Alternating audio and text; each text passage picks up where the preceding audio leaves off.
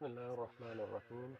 مسند احمد میں حضرت ابو سعید بن معلیٰ رضی اللہ تعالیٰ عنہ سے روایت ہے کہ میں نماز پڑھ رہا تھا اور رسول اللہ صلی اللہ علیہ وسلم نے مجھے بلایا۔ میں نے کوئی جواب نہیں دیا۔ جب نماز سے فارغ ہو کر میں حضور صلی اللہ علیہ وسلم کی خدمت میں حاضر ہوا تو آپ نے فرمایا اب تک کس کام میں تھے؟ میں نے کہا حضور صلی اللہ علیہ وسلم میں نماز میں تھا۔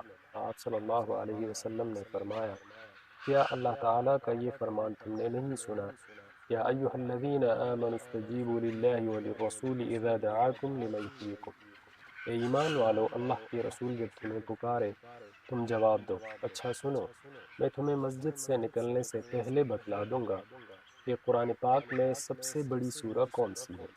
پھر میرا ہاتھ پکڑے ہوئے جب آپ صلی اللہ علیہ وسلم نے مسجد سے جانے کا ارادہ کیا تو میں نے آپ صلی اللہ علیہ وسلم کا وعدہ یاد دلایا۔ آپ صلی اللہ علیہ وسلم نے فرمایا سورہ الحمدللہ رب العالمین ہے، یہی سبع مثانی ہے اور یہی وہ قرآن عظیم ہے جو مجھ کو دیا گیا ہے۔